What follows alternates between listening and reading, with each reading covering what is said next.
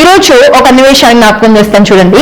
మొదటి దినవృత్తాంతములు 13వ అధ్యాయంలో ఒక సన్నివేశం జరుగుతుంది. ఏంటి అనంటే, మందసాన్ని దావీదు భక్తుడు తన పూర్ణ శక్తితో నాట్యమాడుతూ ఆ యొక్క మందసాన్ని తీసుకొస్తూ ఉన్నప్పుడంట, అక్కడ ఒక కళ్ళం దగ్గరకు వచ్చినప్పుడు అక్కడ ఏమవుతుందంటే ఆ యొక్క ఎడ్ల కాలు జారి మందసము జారుతుంది. ఇప్పుడు పడిపోతా ఉంటే ఉజ్జాయిలు ఏం చేశాడు, దాన్ని పట్టుకున్నాడు, ఆపాడు పడిపోకుండా. ఇప్పుడు మనం ఈ సన్నివేశాన్ని శరీర సంబంధమైన మనసుతో మనం ఆలోచిస్తే మనకేమని అనిపిస్తుంది అంటే, ఏంటి మనసం పడిపోతుంటే ఉజ్జా పట్టుకున్నాడు కదా, మంచి పని చేశాడు కదా, మంచి పని చేస్తే దేవుడు అంత కోపిష్ట, దేవుడు అంత కఠినాత్ముడా, అంత చంపేయాలా, మంచి పని కదా చేశాడు అని చెప్పి మనకి అనిపించవచ్చు కదండి. కానీ వాక్యం ఎంతో అమూల్యమైనది అని అంటే, అందుకే ఇది మర్మయుక్తమైనది. ఎక్కడ అన్ని సీక్రెట్స్ ఉంటాయి ఇందులో. మనము ఆత్మ సంబంధమైన మనసుతో మాత్రమే వివేచింపగలము వాక్యాన్ని. ఇప్పుడు ఉజ్జ ఎప్పుడైతే పడిపోకుండా పట్టుకున్నాడో వెంటనే అక్కడికక్కడ ఉజ్జ మరణించాడు. ఈ సన్నివేశం మనం చూస్తే మనకు ఒక విషయం అర్థం కావాలి. ఏంటి అంటే, దేవుడు పాపాన్ని ఎంతగా అసహించుకుంటున్నాడు, ఎంతగా. పాత నిబంధన గ్రంథంలో వాళ్ళంతా ఏంటి, ధర్మశాస్త్రాన్ని అనుసరిస్తారు. ధర్మశాస్త్రం అంతా ఏముంటది, ఆజ్ఞలు. అంటే నువ్వు ఇలా చేయాలి, అలా చేయాలి, ఇలా చేయకూడదు, అలా చేయకూడదు, అన్ని ఆజ్ఞలు ఆజ్ఞలు ఆజ్ఞలు. ఇప్పుడు కానీ వారు నూతన నిబంధన అంటే క్రీస్తు రక్తం క్రింద వారు లేరు, కానీ ధర్మశాస్త్రం కింద వారు ఉన్నారు. ఎప్పుడైతే క్రీస్తు రక్తం చేత కడగబడలేదు, వెంటనే ఒక మనిషి దేవుని సన్నిధికి వచ్చినప్పుడు దేవునికి ఏం కనబడుతుంది, మనిషి ఉన్న పాపం కనిపిస్తుంది. దేవుడు మనిషిని ఎంత ప్రేమించాడు, పాపాన్ని అంటే ఆయన ద్వేషిస్తున్నాడు కదా. ఇప్పుడు ఆయన ద్వేషిస్తున్నాడు కనుక ఇప్పుడు ఆయన ఏం చేశాడు, వెంటనే ఆ మనిషి దేవుని సన్నిధికి రావడంగానే ఆ పాపము ఎప్పుడైతే కనబడుతుందో అక్కడికక్కడ మనిషి ఉగ్రత పాలు అయిపోతున్నాడు. కానీ దేవుడు ఎంత మనిషిని ప్రేమించాడు అని అంటే, ఇప్పుడు మనిషి చనిపోతున్నాడు, పాపముతో దేవుని సన్నిధికి వస్తుంటే మనిషి ఏమైపోతున్నాడు, మరణిస్తున్నాడు. కాబట్టి మనిషి మరణించకూడదు, మనిషి మరణించకూడదు. ఎందుకు మరణించకూడదు, ఎందుకు మనిషిని దేవుడు ఏం చేస్తున్నాడండి, ప్రేమిస్తున్నాడు. ఆయన లోకం ఎంతో ప్రేమించాడు, మనిషిని దేవుడు ప్రేమిస్తున్నాడు కనుక మనిషిని దేవుడు తన చేతులతో తాను చేసుకున్నాడు కనుక మనిషి అలాగే పాపంలో చనిపోతుంటే ఆయన చూచి అక్కడ ఉండలేకపోయాడు. దేవుడు అక్కడ ఉండలేకపోయాడు కాబట్టి ఆయన ఏం చేశాడు తెలుసా అండి, స్వయంగా తానే ఈ లోకానికి దిగి వచ్చి మనిషి చనిపోవాల్సిన ఆ స్థానంలో దేవుడు మరణించాడు. దేవుడు మరణించాడు.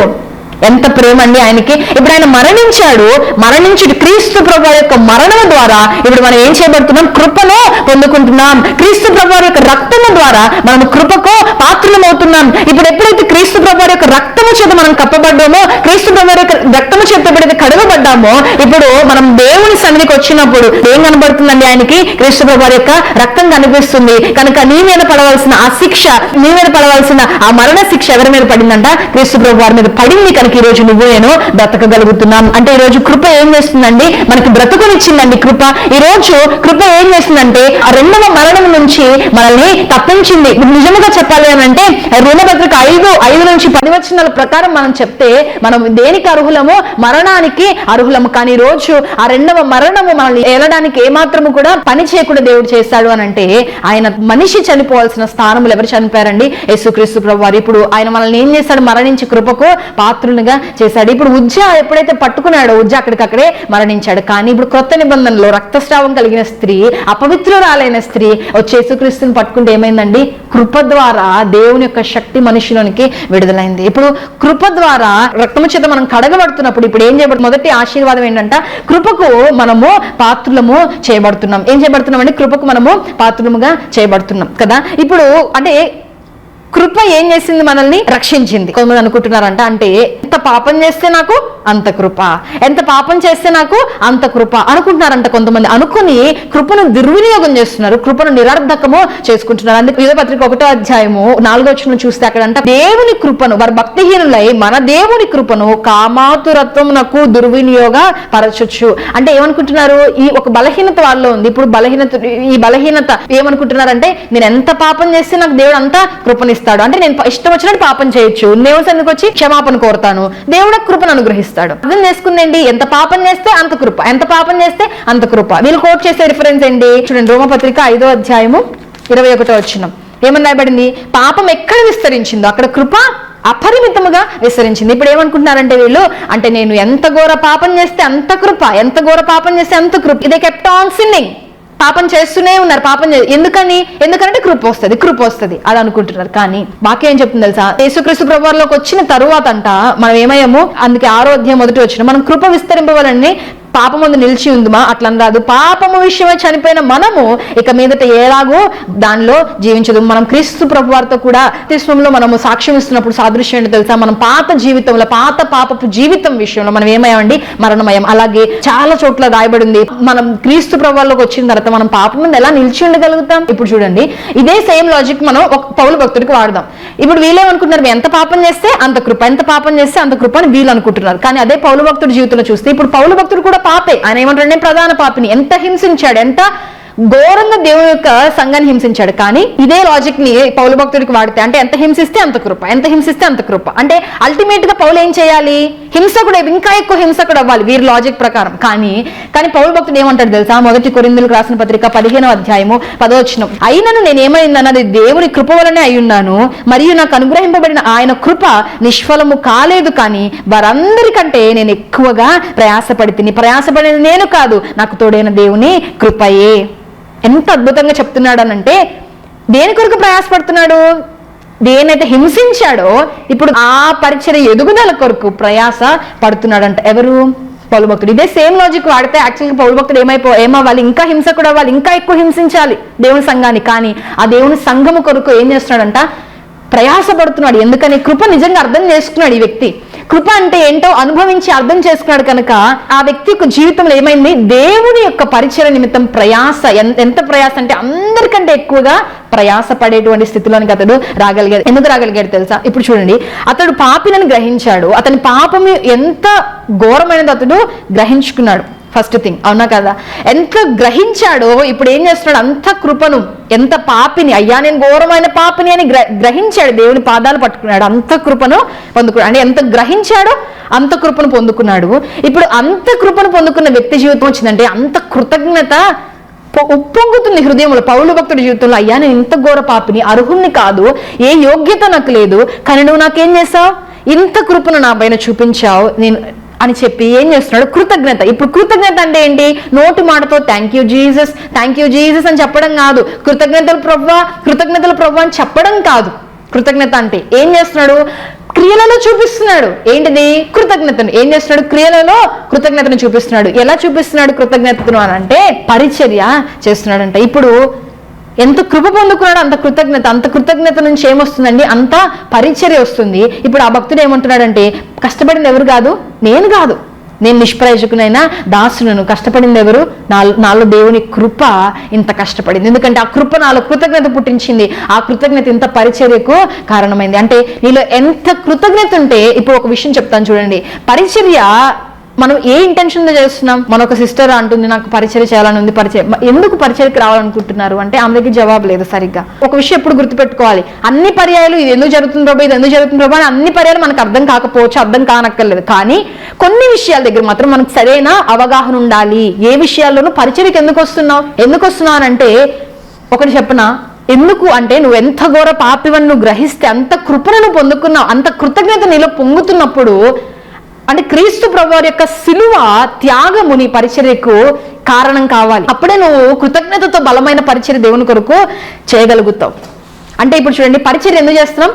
కృతజ్ఞత. దేవుడు నా కొరకు ఎంత చేస్తాడనే గ్రహింపు నీకు కలిగితే అంత పరిచర్య దేవుని కొరకు చేస్తా, అంత పని దేవుని కొరకు చేస్తా. అందుకే పరిచర్య ఎందుకు చేస్తున్నా మనకి అర్థం కావాలి. అసలు నేను ఎందుకు పరిచర్య చేస్తున్నా, ఎందుకు పని చేస్తున్నాను దేవుని కొరకు? ఎందుకు అంటే ఆయన కొరకు మరణించాడు.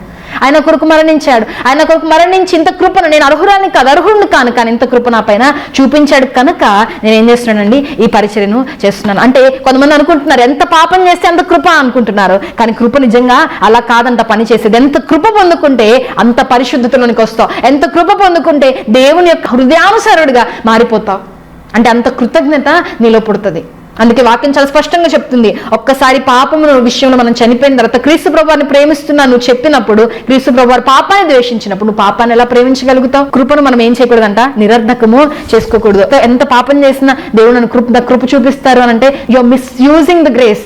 నువ్వు కృపను తప్పుగా వాడుతున్నావు, కృపను నిరర్ధకం చేసుకుంటున్నావు అని దేవుడు ఈరోజు మనతో మాట్లాడుతున్నాడండి. రెండోది చూద్దాం. ఎఫెసీయులకు రాసిన పత్రిక 1వ అధ్యాయము. మొదటి ఆశీర్వాదం ఏంటంట? ఉచితముగా ఆయన మనకి ఏమిచ్చాడు? కృపను అనుగ్రహించాడు. రెండో ఆశీర్వాదం ఏంటి అని అంటే, తన చిత్త ప్రకారమైన దయా సంకల్పము చొప్పున యేసు క్రీస్తు ద్వారా తనకు కుమారులనుగా స్వీకరించుటకై. గుర్తుపెట్టుకోండి, రెండో ఆశీర్వాదం ఏంటంటే తనకు కుమారులుగా స్వీకరించుకున్నాడంట. ఇప్పుడు తనకు కుమారులుగా స్వీకరించుకోవడం కోసం ఆయన ఏం చేశాడు తెలుసా? ఏం చేశాడు? మొదటిది, మనలను ముందుగా తన కోసం నిర్ణయించుకున్నాడు. రెండోది, పరిశుద్ధులము నిర్దోషులమై ఉండవాలని జగత్తు పునాది వేయబడక మునిపే ప్రేమ చేత క్రీస్తులు మనల్ని ఏర్పరచుకున్నాడు. జాగ్రత్తగా వినండి. రెండో ఆశీర్వాదం ఏంటి అని అంటే, తన చిత్త ప్రకారముగా, ఆయన చిత్తం ఏంటంటే, తన ఇష్టం ఏంటి, ఆయన హృదయంలో ఏముందంటే మనల్ని అంటే కుమారులనుగా కుమార్తెలుగా స్వీకరించాలి. అందరూ అనుకోవచ్చు అందరు దేవుడు కుమారులే, అందరు దేవుడు కుమార్తెలే అనుకోవచ్చు. కానీ బైబిల్ ప్రకారం ఏంటి తెలుసు? ఎవరైతే క్రీస్తు అనే ద్వారము గుండా ఎంటర్ అవుతారో ఆ రూమ్ లోకి వారు మాత్రమే కుమారులు, వారు మాత్రమే కుమార్తెలు అవుతారు. దేవునికి వాక్యం స్పష్టంగా రాయబడింది ఏమనంటే, కుమారులుగా ఏమంటే మనల్ని స్వీకరించుకోవాలని ఆయన ఆశపడ్డాడు. ఇప్పుడు ఆ స్వీకరించడానికి మనల్ని ఏం చేశాడు? ముందే నిర్ణయించుకున్నాడు. ఇప్పుడు చూడండి, ఒక రాజుకి కుమారుడు కుమార్తె అంటే ఎంత లెవెల్ ఉంటుందండి వాళ్ళకి. ఈ రోజు మనం ఎవరి కుమారులము? దేవుని కుమార్తెలు. ఇప్పుడు దేవుని కుమార్తెలు అన్నప్పుడు ఆయనవన్నీ మనమే అవుతాయి కదా. మరి ఇంత గొప్ప స్థానాన్ని ఇచ్చినప్పుడు దేవుని దగ్గరికి వచ్చి మళ్ళీ మనం ఏం ప్రశ్నిస్తాం తెలుసా? దేవా, నాకేం చేసావయ్యా, నాకేమిచ్చావయ్యా? గ్రహించండి, ఇంత గొప్ప ఆశీర్వాదము ఎవరికి ఉంది? క్రీస్తు ప్రభువులో మనకి ఉంది ఇంత నిజమైన ఆశీర్వాదం. మొదటిది ఏంటంటే ఉచితంగా కృపనిచ్చాడు. రెండోది, కుమారులుగా స్వీకరించాలని ఆయన ఆశపడ్డాడు. కుమారులుగా మనల్ని స్వీకరించాడు. ఎవరి ద్వారా? క్రీస్తు ప్రభువు ద్వారా. కుమారులు స్వీకరించడానికి ఆయన ఏం చేశాడంట? ముందుగా మనల్ని నిర్ణయించుకున్నాడంట. ఎంత గొప్ప ఆశీర్వాదం! ముందుగా మనల్ని నిర్ణయించుకున్నాడు. అంత మాత్రం ఇంకా ప్రేమ చేత క్రీస్తులో మనల్ని ఏర్పరచుకున్నాడు. మనం ఎలా ఉండాలని ఆయన కోరుకుంటాడంటే, నిర్దోషులుగాను అలాగే పరిశుద్ధముగా ఉండాలని ఆయన కోరుకున్నాడు. ఎఫెసీయులకు రాసిన పత్రిక 5:7 చూస్తాం. సంఘం ఆయన ఎదుట ఎలా అంటే, సంఘం అంటే ఎవరండి? 4 గోడల సంఘం అంటే ఎవరు? నువ్వు నేనే కదా. నువ్వు నేను నిర్దోషముగా, నువ్వు నేను పరిశుద్ధముగా ఆయన కుమారులుగా స్వీకరించిన మనం నిర్దోషంగా పరిశుద్ధంగా ఉంటే, ప్రతి ఒక్కరు నిర్దోషంగా పరిశుద్ధంగా ఉన్నప్పుడు ఆ గుంపంతా ఏమవుతుందండి? నిర్దోషంగా పరిశుద్ధంగా నిష్కలంకముగా. చూడండి ఒకసారి ఎఫెసీయులకు రాసిన పత్రిక 5:27 ఏమని రాయబడింది అక్కడ? క్రీస్తు కూడా సంఘమును ప్రేమించి అది కలంకమైన ముడత అయినను ఏముండకూడదు అంటే, కలంకము గాని ఒక చిన్న ముడత కూడా ఉండకుండా అటు మరి ఏదైనా లేక పరిశుద్ధమైనది గాను నిర్దోషమైనది గాను మహిమ గల సంఘముగా ఆయన తన ఎదుట నిలబెట్టుకొని వాక్యముతో ఉదక స్నానం చేత దానిని పవిత్రపరిచి పరిశుద్ధపరచుటకే దాని కొరకు తను తాను అప్పగించుకున్నాడు. అంటే మనం ఈ ముఖానికి ఏదైనా చిన్న మచ్చపడితేనే విలువెల్లాడతారు కొంతమంది, అంత ప్రయారిటీ ఇస్తా ఉంటాం. ఈ దేహానికి ఏమైనా అయితే దాన్ని పోగొట్టుకోవడానికి మనం ప్రయత్నిస్తా ఉంటాం. మరి ఆత్మ కంటే నా మలినాన్ని పోగొట్టుకోవడానికి ప్రయత్నిస్తున్నామా? ఎలా పోగొట్టుకోగలుగుతాం? వాక్యమనే ఉదక స్నానం చేత, క్రీస్తు రక్తము చేత నిత్యము కడగబడుతూ మనం వాక్యమనే ఉదక స్నానం చేస్తూ ఉంటే అంట పరిశుద్ధిలోనికి వస్తాయి. ఎందుకు చెప్తున్నానంటే, ఆయన హృదయంలో ఏముంది, ఆయన ఏమి ఇష్టపడుతున్నాడంటే, మనమంట కలంకమైన ముడత కూడా ఏమి లేకుండా మనల్ని చూడాలని ఆయన ఆశపడుతున్నాడు. అలాగా ఆయన మనల్ని కుమారులుగా స్వీకరించాడు. ఈ కుమారత్వంలో ఏముంది, ఏం దాగుంది? ఎంత గొప్ప ఆశీర్వాదం అంటే, ఆయన కుమారులంగా చేయబడమే గొప్ప ఆశీర్వాదం. రాజుకు కుమార్తెలు పిలువబడమే గొప్ప ఆశీర్వాదం. ఇప్పుడు ఆ గొప్ప ఆశీర్వాదం ఏముంది తెలుసా? ఆయన అంటే భారాన్ని భరిస్తాడంటండి. ఏంటి? మన ఆయన కుమార్తెలు అయితే ఆయన మనకి ఏమవుతాడు? తండ్రి అవుతాడు. ఆ తండ్రి ఏం చేస్తున్నాడు? భారాన్ని భరిస్తాడంట. మత్తయి సువార్త 11:28 మనం చూస్తాం. ఏమంటాడు? ప్రయాసపడి భారం మోసుకుని సమస్త జనులారా నా యొద్దకు రండి, నేను మీకు విశ్రాంతిని ఇస్తాను. ఒక తండ్రి పాత్ర ఏంటండి? భారాన్ని భరిస్తాడు, కుటుంబ భారాన్ని భరిస్తా ఉంటాడు. అవునా కదా? భారాన్ని భరించే తండ్రి అంటున్నాడు, ఆ పాపపు భారాన్ని నా దగ్గరికి తీసుకురా. నువ్వు ఏ భారాన్ని అయితే నీ మనస్సులో పెట్టుకున్నావో, ఏ పనుల భారం కావచ్చు, ఏ భారమైనా కూడా నువ్వు హృదయంలో ఏ చింత అయితే పెట్టుకున్నావు, ఏ భారంతో అయితే నువ్వు ఉన్నావో అది నా దగ్గరికి తీసుకురామని ఎవరు చెప్తున్నారండి? దేవుడు చెప్తున్నారు. ఒక విషయం చెప్పనా, మొన్న BBS జరుగుతున్నప్పుడు నేను చెప్తున్నాను పిల్లలకి, ఆయన మీద అన్నిటి కోసం ఆయన మీద డిపెండ్ అవ్వచ్చు. ఎగ్జామ్స్ లో కూడా మీకు ఎగ్జామ్స్ రాస్తున్నప్పుడు, ఎగ్జామ్ రాసిన మధ్యలో మీకు ఏమన్నా గుర్తు రాకపోతే మీరు దేవుణ్ణి అడగొచ్చు. ఎలా అడగొచ్చు? డాడీ నాకు ఇది గుర్తు రావట్లేదు, మీరు అడగొచ్చు అని చెప్తే ఒక లేచి అంటాడు, అక్క అది చాలా తప్పక్క అన్నాడు. ఏ రాయి ఎందుకు తప్పు అని అంటే వాడు అన్నాడు, అక్క మన ఎగ్జామ్ లో వేరే వాళ్ళని అడిగితే అది చీటింగ్ అక్క అంటాం కదా. పాయింటే కదండి, మనకు కూడా అనిపిస్తుంది నిజంగానే చీటింగే కదా. ఒక వ్యక్తి మీద ఆధారపడడం చీటింగే కదా. ఎందుకు? దేవుని మీద ఆధారపడడం చీటింగ్ కాదు. ఎందుకని? ఆయన నువ్వు వేరు కాదు, అవునా కదా. తండ్రి యేసుక్రీస్తు వారు ఏమైనా ఏకమైనారు. ఇప్పుడు ఆయనలో ఉన్న మనం ఏమైనాం? ఆయనతో ఏకమైనాం. అంటే ఆయన నువ్వు వేరు కాదు. ఇప్పుడు సత్యాన్ని గ్రహించండి. అంటే దేవుని నువ్వు ఎంత దగ్గర తీసుకుంటే అంత ఆయన మీద ఆధారపడతావు, అంత నీ భారాన్ని ఆయన మీద వేస్తావు. ఆయన ఎవరో అని నువ్వు అనుకుంటా ఉంటే అప్పుడు అనిపిస్తుంది ఈయన మీద, అమ్మో నేను ఎంత భారం వేసేస్తే ఆయన ఎక్కువ బరువు మోసేస్తాడేమో, ఈయన మీద ఆధారపడితే చీటింగ్, ఇలాంటి క్వశ్చన్స్ అన్ని ఎప్పుడు వస్తాయి? ఆయన నువ్వు ఏకము కాదు అని నువ్వు అనుకున్నప్పుడే. కానీ ఎప్పుడైతే ఆయన నేను ఏకం, నేను ఆయన వ్యక్తిని, ఆయన నావాడు, మేమిద్దరం ఒకటే అని ఎప్పుడైతే గ్రహింపులోకి వస్తావో నీ భారం అంతా ఆయన మీద నువ్వు వేయగలుగుతావు. రెండోది, తండ్రి ఏం చేస్తాడంటే జాలి పడతాడు. అందుకే కీర్తనల గ్రంథం 103వ కీర్తన 13వ వచనంలో చదివితే అక్కడ ఏమని రాయబడింది అని అంటే, తండ్రి తన కుమారుని జాలిపడినట్లుగా ఆయన మన ఎడల జాలిపడుతున్నాడంట. యెషయా 30:18 చూస్తే ఆయనంట ఆలస్యం చేస్తాడు. కొన్నిసార్లు మనం అనుకోవచ్చు, నేను దేవుని ఎదుకు వచ్చాను, ఇంత ప్రార్థిస్తున్నాను, ఆయన నా తండ్రి కదా, మరి నా జీవితంలో ఈ ఆలస్యం ఏంటి, నా జీవితంలో ఈ కార్యం జరగదేంటి అని ప్రశ్నిస్తుంటే ఆయన అంటున్నాడు, నీ తండ్రి కాబట్టి నీ కొరకు మంచి చేయాలని ఆయన ఏం చేస్తున్నాడంట, బెస్ట్ చేయాలని ఆయన ఏం చేస్తున్నాడంట, ఆలస్యం చేస్తున్నాడు, జాలి చూపిస్తాడంటండి దేవుడు.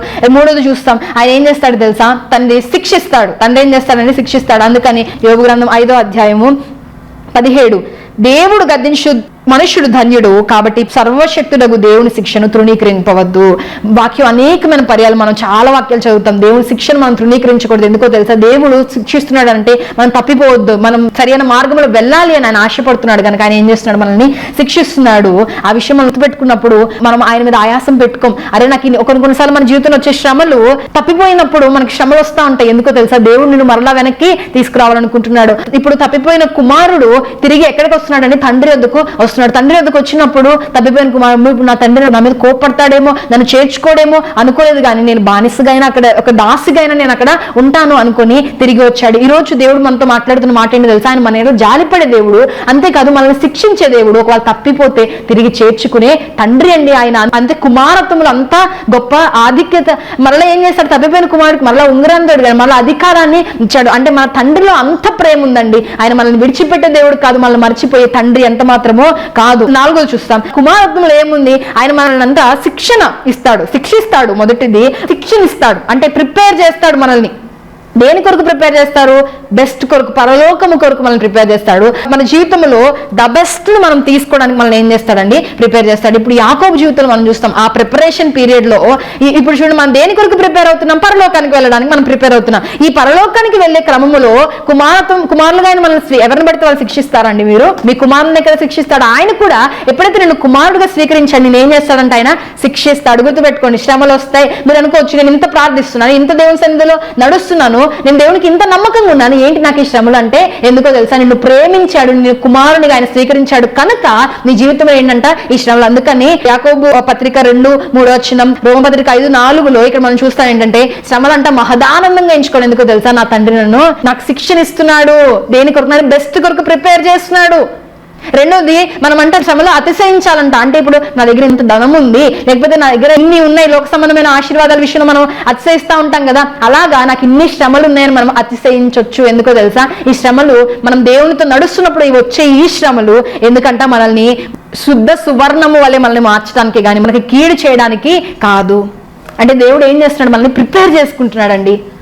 ఆయన తండ్రి కాబట్టి మనకి ఏమిస్తున్నాడు, శిక్షణ ఇస్తున్నాడు. ఇప్పుడు దేవుడు నమ్ముకున్న ఇన్ని శ్రమలు ఏంటి అని అంటే ఈ కేటగిరీకి వస్తాం, ఏంటి, కుమారులుగా స్వీకరించాడు కనుక ఇప్పుడు ఆయన ఏం చేస్తున్నాడు, మనల్ని తయారు చేసుకుంటున్నాడు, ప్రిపేర్ చేసుకుంటున్నాడు, మనల్ని బెస్ట్గా చేసుకుంటున్నాడు. కాబట్టి ఈ శ్రమలు తొలగిపోవద్దు, దేవుడి నుంచి తొట్టిల్లిపోవద్దు. దావీదు భక్తుని చూస్తాం, దావీదుని రాజుగా ప్రిపేర్ చేస్తున్నాడు కదా. ప్రిపేర్ చేసే ఈ సమయంలో అరణ్యంలో ఎన్నో శ్రమలు గుండా దేవుడు నడిపించాడు. కొన్నిసార్లు సింహము, కొన్నిసార్లు ఎలుగుబంటి వచ్చింది, సింహం వచ్చింది కాబట్టి దేవుడు నన్ను విడిచిపెట్టేశాడు అని అనుకున్నాడా, దేవుని సహాయంతో వాటిని ఏం చేశాడు, చీల్చివేశాడు. ఈరోజు మనం కూడా అంత శ్రమల్లో నుంచి మనం ప్రిపేర్డ్గా బయటకు రావాలి, కానీ శ్రమలో దేవుని చేతిని విడిచిపెట్టడం కాదండి. ఒకవేళ దేవుడు శిక్షణ ఇస్తున్నప్పుడు నీ తుంటినరం విరిగిపోవచ్చేమో, అవునా కాదు. ఇప్పుడు యాకోబుని దేవుడు ప్రిపేర్ చేస్తున్నప్పుడు యాకోబు తుంటినరం ఏమైందంట, తుంటినరము డ్యామేజ్ అయింది. అలా అని చెప్పి దేవుని విడిచిపెట్టేశాడా, ఏం ప్రభు నాకు ఇంత శిక్ష వేశావని. ఒక విషయం చెప్తాను వినండి, ఈ శరీరం కేవలం నిష్ప్రయోజనమైనదని వాక్యం చెప్తుంది. దేవుడు ఒకవేళ ఈ శరీరంలో ఏమన్నా ముళ్ళు మనకు పెట్టినప్పుడు అది ఆత్మ సంబంధమైన ఆశీర్వాదం అని మనము గుర్తుపెట్టుకోవాలి. ఇది రెండోది. ఫస్ట్ ఏమని నేర్చుకున్నాం, మనకు ఆయన ఏం చేస్తున్నాడండి, ఉచితమైన కృపను అనుగ్రహించాడు. రెండోది కుమారత్వము, కుమారులుగా ఆయన మనల్ని స్వీకరించుకున్నాడు. మూడోది చూస్తాము ఏంటంటే విమోచన. అక్కడ మూడోదేమో దేవుని కృపా మహదైశ్వర్యం బట్టి ఆ ప్రియుని యందు ఆయన రక్తం వల్ల మనకు విమోచనము, అనగా మన అపరాధములకు క్షమాపణ కలిగి ఉన్నది. వాక్యం చాలా స్పష్టంగా రాయబడింది. ఏంటి అంటే కీర్తనల గ్రంథం 32:1 తన అతిక్రమములకు పరిహారం నొందినవాడు, తన పాపములకు ప్రాయశ్చిత్తం నొందినవాడు ధన్యుడు. అంటే ఇంగ్లీష్లో ఏమైనా రాయబడిందంటే, blessed is the one whose transgressions is forgiven and whose sin is covered. ఇది బాగా గుర్తు, హూస్ సిన్ ఇస్ కవర్డ్ అంటే ఎవరి పాపం అయితే కప్పబడిందో. ఎలా కప్పబడుతుందండి పాపం అంటే, క్రీస్తు ప్రభువారి యొక్క రక్తము కిందకి మనం వచ్చినప్పుడు పాపులమైన మనం ఏమయ్యాము, క్రీస్తు రక్తముతో కవర్ చేయబడుతున్నాం కనుక. అలా అని చెప్పి క్రీస్తు ప్రభువారు పాపం కవర్ చేస్తున్నాడని కాదు దాని మీనింగ్. ఆ క్రీస్తు ప్రభు రక్తం ఏం చేస్తుంది, దినదినము మనల్ని పరిశుద్ధపరుస్తూ ఉంటుంది, దినదినము మన మనస్సాక్షిని శుద్ధీకరిస్తూ ఉంటుంది. కనుక ఎవరైతే క్రీస్తు ప్రభువారి యొక్క రక్తము కిందకు వచ్చారో వారు ఎవరంటే నిజముగా ఆశీర్వదింపబడిన వ్యక్తులు. మన జీవితంలో అనుగ్రహింపబడిన రక్షణ అనేది చాలా చాలా విలువైనదండి. ఈ రక్షణ మనం దేనితో పోల్చలేము. మనకు నీకున్న ధనధాన్యాలు, ఐశ్వర్యము, బంగారము వేటితో కూడా మనం పోల్చలేనంత ఉన్నతమైనది ఏంటి అని అంటే రక్షణానందం. అందుకే భక్తులని దావీదు అంటున్నాడు, అయ్యా రక్షణానందం నాకు మరలా పుట్టించు, రక్షణానందం నాకు దయచే ప్రభు అని చెప్పి ప్రార్థిస్తున్నాడు. ఇప్పుడు ఏసావు ప్రార్థిస్తున్నాడు, నాకు మారు మనస్సు రక్షణ కావాలని. కానీ అతనికి సమయం దొరకలేదండి. ఈరోజు ప్రభు మనతో చాలా స్పష్టంగా మాట్లాడుతున్న మాట ఏంటి అని అంటే మనకి మారు మనసు పొందడానికి, రక్షణ పొందడానికి దేవుడు ఒక సమయాన్ని నిర్ణయించాడు. అనుకూల సమయం ఇదే అని దేవుడు చెప్తుంటే మనం అంటాం ఈ రోజు కాదని రక్షణ ఆనందాన్ని ఒకవేళ నువ్వు త్రోసిపుచ్చుతా ఉంటే దయచేసి ఒక్క మాట జ్ఞాపకం చేసుకోండి. రక్షణ చాలా ప్రాముఖ్యమైనది. నీకు ఈ లోక సంబంధమైన ఆశీర్వాదాలు ఎన్నైనా ఉండొచ్చు, కానీ రక్షణ నీకు లేకపోతే నువ్వు నిజంగా ఆశీర్వదింపబడిన వ్యక్తివి కాదు. ఈ రక్షణ దేనితో మనము పోల్చలేనిది. కనుక ఈ రక్షణ మనం ఏం చేయాలి? ఇప్పుడే మనము పట్టుకుందాం. అనుకూల సమయం ఇదే అని దేవుడు మనతో మాట్లాడుతున్న రక్షణను మనం ఏం చేయాలంటే ఇప్పుడే స్వీకరించాలి. అంత మాత్రమే కాదు, రక్షణ పొందుకున్న మనము ఈ రక్షణ ఆనందాన్ని ఏం చేయాలి? ఆఖరి వరకు కాపాడుకోవాలని దేవుడు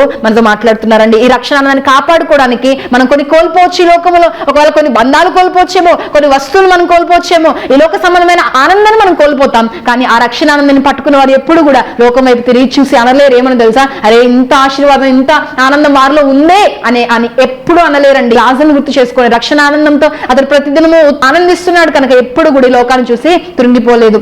రక్షణ ఆనందము దేనితో కూడా సరిపోల్చలేము, సరితూగదండి. రక్షణ అంత విలువైనది, రక్షణ అంత విలువైనది. మనం 4వది చూస్తాం.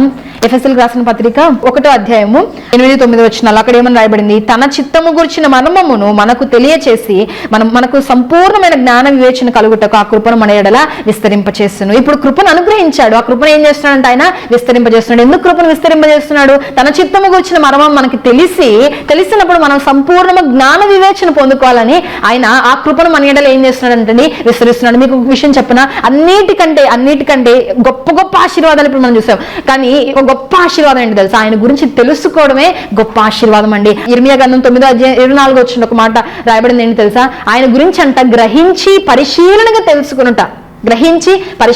మనందరికీ తెలుసు యేసుక్రీస్తు ప్రభువారు మరణించారని మనందరికీ తెలుసు. దేవుని ఎరుగని ప్రజలకు కూడా తెలుసు ఆయన మరణించాడు అని చెప్పి. కానీ ఆయన మరణములో ఉన్న ఆ శక్తి ఎంతమంది గ్రహించాం?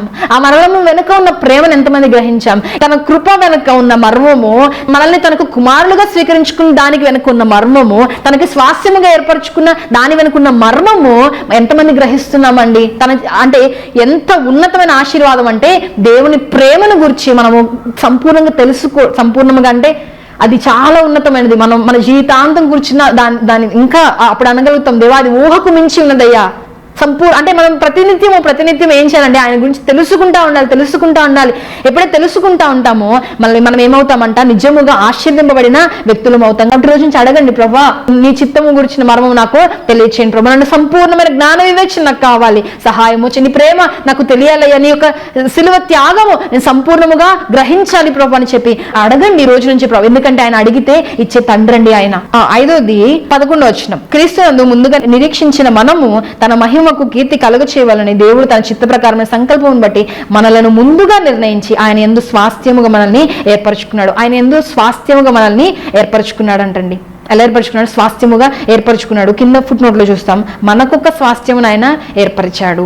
ఇప్పుడు మనం అందరం ఎవరండి? దేవుని యొక్క స్వాస్థ్యము, దేవునికి ప్రత్యేకమైన జనం అండి. ఎంత ప్రివిలేజ్డ్ మనం, అసలు ఎంత ధన్యులం మనం, ఎంత ఘనత మనకి దేవుడు ఇస్తున్నాడు. ఆయనకు స్వాస్థ్యంగా ఆయన మనల్ని ఏర్పరచుకున్నాడు. చూడండి, ద్వితీయోపదేశకాండము 32వ అధ్యాయము 9వ వచనం. యెహోవా వంతు ఆయన జనమే, ఆయన స్వాస్థ్య భాగము యాకోబే. ఇప్పుడు మనం ఎవరి వారం అండి? దేవుని వారము. ఎవరి ప్రజలం? మనము దేవుని ప్రజలము. అంటే దేవుడు నాది అనేది ఏమన్నా ఉంది అని అంటే ఈ విశ్వం కాదు. ఈ విషయంలో మీకు విషయం గురించి ఎంతమందికి ఇంట్రెస్ట్ లేదు నాకు తెలియదు, కానీ ఒకసారి మీరు విషయం గురించి చదువుతా ఉండండి, నేర్చుకోండి. ఈ విశ్వం ఎంత వాస్ట్, ఎంత చాలా పెద్దది విశ్వం, కానీ అందులో భూమి ఎంత చిన్నది. అందులో ఉన్న మనం అంట ఆయనకి స్వాస్థ్యమయం అంట. ఈ లోకములో ఈ జంతువులు నాకు స్వాస్థ్యం అని చెప్పట్లేదు, లేకపోతే ఈ విశ్వం అంతా నా స్వాస్థ్యం అని చెప్పట్లేదు, లేకపోతే పరలోకంలో ఉన్న దేవదూతలు నాకు స్వాస్థ్యం అని ఆయన చెప్పట్లేదు. కానీ ఆయన స్వాస్థ్యం అంటే నాది, స్వాస్థ్యం అంటే నాది అని ఎవరి గురించి చెప్తున్నాడండి? నా గురించి చెప్తున్నాడు ఆయన. ఎంత ధన్యత నాకు అది. మీరు పెట్టుకోండి, మీ పేరు పెట్టుకోండి, అక్కడ మీ గురించి చెప్తున్నాడు. నువ్వు నా స్వాస్థ్యం అంటున్నాడు ఆయన. ఇప్పుడు అంత గొప్ప ఆధిక్యత ఇచ్చిన దేవుని దగ్గరికి వెళ్ళి దేవా నువ్వు నన్ను ఏం చేస్తా అంటే హర్ట్ చేస్తానంటే కాదా అండి? ఆయన హృదయాన్ని మనం గాయపరిచిన వారం అవుతామా కాదా? ఇంత గొప్ప ఆశీర్వాదాన్ని ఇచ్చిన దేవుని ఆశీర్వాదాన్ని మనం గుర్తిద్దాం. ఆ రోజు చూస్తాం ఎఫెసీయులకు రాసిన పత్రిక 1వ అధ్యాయము 14వ వచనం. దేవుని మహిమకు కీర్తి కలుగుటకే ఆయన సంపాదించుకొనిన ప్రజలకు, ఆయన సంపాదించుకొనిన అని కింద దానికి ఏమైనా సొత్తు అయినా అంటే మనం ఆయన సొంతం అంట, ఆయన కొరకు స్వాస్థ్యం అంటే నాది అనేది ఏమైనా ఉంది అని అంటే మనమే ఆయన వారము. ఇప్పుడు మనం ఆయన సొత్తైన ప్రజలంగా మనం చేసుకున్నాడు. 7వ చూస్తాము, అదే ఎఫెసీయులకు రాసిన పత్రిక 1వ అధ్యాయం 13వ వచనం. మీరును సత్యవాక్యమును అనగా మీ రక్షణ సువార్తను విని క్రీస్తునందు విశ్వాసం ఉంచి వాగ్దానము చేయబడిన ఆత్మ చేత ముద్రింపబడితిరి. అమూల్యమైన ఆశీర్వాదం ఏంటో తెలుసా అండి? మనందరి జీవితంలో దేవుడు ఇచ్చిన ఆశీర్వాదం ఏంటో తెలుసా? క్రీస్తును స్వీకరించిన మనకి ఆయన ఇచ్చిన ఆశీర్వాదం ఏంటంటే పరిశుద్ధాత్మ దేవుడు. ఎంతమంది ఆశీర్వాదాన్ని గుర్తిస్తున్నారండి? పరిశుద్ధాత్మ దేవుడు ఎంత మంచి స్నేహితుడు అంటే, ఇప్పుడు పరిశుద్ధాత్మ చేత ఆయన ఏం చేశాడు? మనల్ని ముద్రించుకున్నాడు, అంటే మనకి సీల్ వేసేసాడు. ఇప్పుడు అపవాదం వచ్చి చూసినా, మరణం వచ్చి చూసినా, లేకపోతే శాపం వచ్చి చూసినా అక్కడ ఏం కనబడుతుంది? సీల్ కనబడుతుంది. ఇప్పుడు మన మీద ఎవరికి అధికారం లేదు? రెండో మరణానికి ఎట్టి అధికారం లేదు, సాతానికి ఎటువంటి అధికారం లేదు, శాపానికి ఎటువంటి అధికారం లేదు. చాలా మంది భయపడిపోతా ఉంటారు, అమ్మో నిమ్మకాయలు తొక్కేసారి నా ఇంటికి శాపం వచ్చేస్తుంది, అరే నేను ఇలా వెళ్తా ఉంటే నాకు ఎదురు పిల్లి వచ్చేసింది, నాకు శాపం వచ్చేస్తుంది. కానీ మీరు నిజంగా గ్రహించగలిగితే మనం ఏం చేయబడ్డాం? ఆత్మచేత ముద్రింపబడ్డాం. ఎటువంటి శాపము, రెండవ మరణము, లేకపోతే అపవాదికి ఎంత మాత్రం ముట్టడానికి. ఇప్పుడు గవర్నమెంట్ దేని మీద సీల్ వేస్తే ఎవరికైనా అధికారం ఉంటుందండి? ఎవరైనా టచ్ చేయగలరా? మనము కూడా అంతే. మన ఆత్మను దేవుడు ఏం చేశాడంట? తనకు స్వాస్థ్యముగా మనల్ని ఏం చేసుకున్నాడు? ముద్రించుకున్నాడు. ఇప్పుడు పరలోకము చేరేంత వరకు గొప్పైన ఆశీర్వాదం ఏంటో తెలుసా? మరి ఒకసారి చెప్తాను చూడండి. పరలోకము చేరేంత వరకు మనల్ని కాపాడుకుంటాడండి. కంటికి రెప్పలాగా ఒక పసి బిడ్డను ఎలాగైతే తల్లిదండ్రులు మీరు కాపాడుకుంటున్నారో ఆ రీతిగా మనల్ని ఆయన ఏం చేస్తాడంట? చిన్న బిడ్డల వల్ల కాపాడుకొని పరలోక రాజ్యంలో మనల్ని ఆయన చేర్చుకుంటాడు. ఇంతకంటే గొప్ప ఆశీర్వాదం మనకి ఏం కావాలి? ఇంతకంటే గొప్ప ధన్యత మనకి ఏముందండి? ఈ రోజు నుంచి గ్రహిద్దాం. దేవా నాకు ఉచితమైన కృపనిచ్చావు, నీ కుమారుడుగా నన్ను స్వీకరించుకున్నావు, నన్ను విమోచించావు, నాకు రక్షణను అనుగ్రహించావు, నీ చిత్తము గురించిన మర్మము నాకు తెలియచేయడానికి కృపను విస్తరింప చేసావు ప్రభా, నీకు స్తోత్రం. నీ కొరకు స్వాస్థ్యము నన్ను ఏర్పరచుకున్నావు, నీ సొత్తుగా నన్ను చేసుకున్నావు. అంత మాత్రం కదా ఆత్మచేత నన్ను ముద్రించుకున్నావు. ఇప్పుడు నేను ఎవరిని కాదు, ఒంటరి వ్యక్తిని కాదు, అనాథను కాను నేను. నాకు నా పరిశుద్ధాత్ముడు స్నేహితుడు నాకున్నాడు. ఆయన ఆత్మ నాతో ఉంది కనుక ఒంటరి వాడను కాను. ఈ లోకంలో ఎవరున్నా లేకపోయినా నా పరిశుద్ధాత్ముడు నాకు దేవుడు నాకు తోడున్నాడు. ఆయన ఆశీర్వాదము నాలో ఉంది. ఆయన అందుకే నన్ను పిలుచుకున్నాడు. ఇప్పుడు ఎవరికి ఆశీర్వాదం అంటే క్రీస్తు యేసులో ఉన్న మనందరికీ ఈ ఆశీర్వాదం దేవుడు మనకి ఇచ్చాడండి. కాబట్టి ఈ రోజు నుంచి ఒక్కటే మాట చెప్తాను, ఏంటి అంటే ఈ లోక సంబంధమైన ఆశీర్వాదాల వైపు చూసి దేవా నువ్వు నాకేం చేస్తావు ఆయన హర్ట్ చేయదు ప్లీజ్. ఆయన వైపు చూసి అంత గాయపరచొద్దు. ఎందుకంటే ఇంత చేసిన దేవుని మరలా వెళ్ళి ఏం చేస్తామనంటే మనంత మూర్ఖులు, మనంత కఠినాత్ములు, మనంత యూజ్లెస్ ఇంకెవరు ఉండరు అనుకుంటా. కాబట్టి ఈ రోజైనా గ్రహిద్దాం, మోకరించి ప్రభు ఎంత కార్యం నా జీవితంలో చేస్తాను, అందుని బట్టి నీకు స్తోత్రం అని ఈ రోజు నుంచి కృతజ్ఞతాపూర్వకంగా ప్రభు సన్నిధిలో ముందుకు సాగిపోదాం. అట్టి స్థితి దేవుడు మనందరికీ అనుగ్రహించును గాక. Amen, amen, amen.